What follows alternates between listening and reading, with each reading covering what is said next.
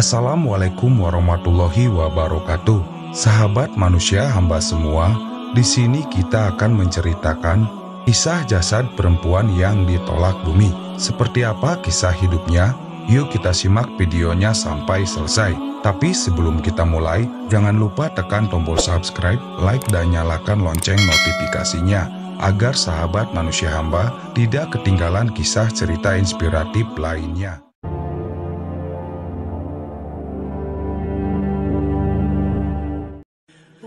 Dalam sejarah Islam, ada banyak kisah yang mengandung hikmah dan pelajaran berharga. Beberapa kisah menjadi peringatan bagi manusia agar senantiasa menjadi iman dan amal perbuatan mereka. Salah satu kisah yang mengguncang hati dan menjadi pelajaran besar bagi umat Islam adalah kisah seorang perempuan yang jasadnya ditolak oleh bumi. Kejadian ini bukan hanya sekedar fenomena aneh, tetapi merupakan tanda kekuasaan Allah dan bukti bahwa setiap perbuatan manusia, baik atau buruknya, akan mendapatkan balasan.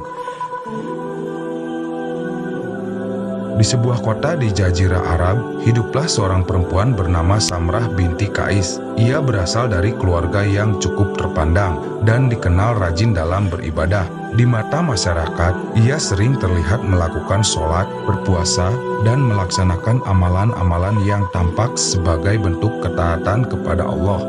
Namun, di balik semua itu, ada satu kebiasaan buruk yang menjadi ciri khasnya. Ia gemar menggunjing, mencela, dan menyebarkan fitnah di antara kaum muslim. Setiap hari, lisan perempuan ini tak lepas dari membicarakan keburukan orang lain. Ia sering menghina tetangga, merendahkan teman, bahkan menyebarkan kabar bohong yang merusak hubungan di antara sesama. Bukan hanya itu, ia juga sering mencela dan meremehkan orang-orang yang dianggapnya lebih rendah darinya. Beberapa orang yang mengenalnya mencoba untuk menasihatinya agar menjaga lisannya, menghindari perkataan buruk, dan menyadari bahwa perbuatannya dapat membawa ajab di dunia maupun di akhirat. Namun, ia selalu menolak nasihat itu. Ia merasa bahwa kata-katanya hanyalah sepele yang tidak akan berdampak besar pada kehidupannya.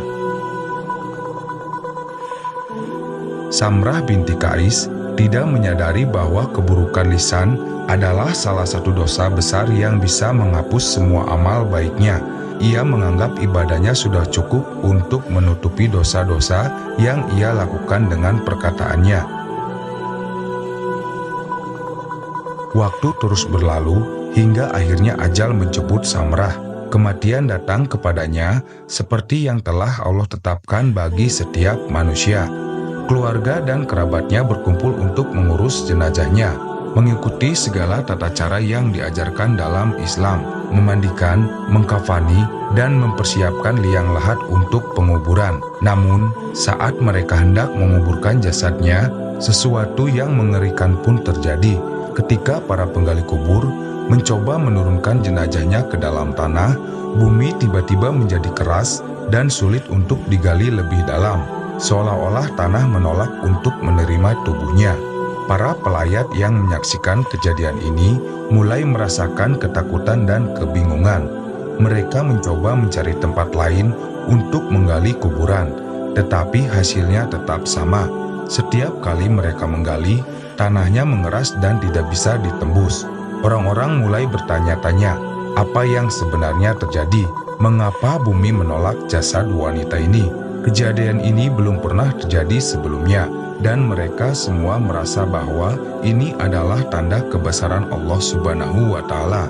Ketika peristiwa ini semakin mengkhawatirkan, para kerabat Samrah memutuskan untuk menemui Rasulullah SAW dan meminta petunjuk mengenai kejadian ini. Mereka menceritakan dengan rinci bagaimana bumi menolak menerima jenazahnya, meskipun sudah dipindahkan ke beberapa tempat yang berbeda. Rasulullah SAW mendengarkan dengan sesama, lalu dengan penuh kebijaksanaan, beliau menjelaskan penyebab kejadian ini. Rasulullah SAW mengatakan bahwa selama hidupnya, Samrah binti Qais telah melakukan perbuatan yang sangat dibenci oleh Allah Subhanahu wa Ta'ala. Ia gemar menggunjing, menyebarkan fitnah, dan menyakiti hati orang lain dengan perkataannya. Dosa-dosa yang ia lakukan dengan lisannya begitu besar hingga bumi pun enggan menerima jasadnya. Ini adalah peringatan bagi manusia bahwa akhlak buruk, terutama yang berkaitan dengan lisan, bisa membawa akibat yang mengerikan bahkan setelah kematian. Orang-orang yang mendengar penjelasan Rasulullah Shallallahu Alaihi Wasallam menjadi gemetar dan merasa takut. Mereka menjadi saksi bahwa akibat dari perbuatan buruk seseorang bisa terjadi bahkan sebelum datangnya hari kiamat. Kisah Samrah binti Qais memberikan banyak pelajaran berharga bagi setiap muslim. Ada beberapa hikmah penting yang bisa kita ambil dari kejadian ini. Yang pertama, bahaya ghibah dan fitnah. Allah sangat membenci perbuatan menggunjing dan menyebarkan fitnah. Dalam Al-Quran, ghibah diibaratkan seperti memakan daging saudara sendiri yang telah mati. Ini menunjukkan betapa besarnya dosa dari lisan yang tidak dijaga. Yang kedua, ibadah tidak cukup tanpa akhlak yang baik. Meskipun seseorang rajin beribadah, tetapi jika akhlaknya buruk, maka ibadahnya bisa menjadi sia-sia.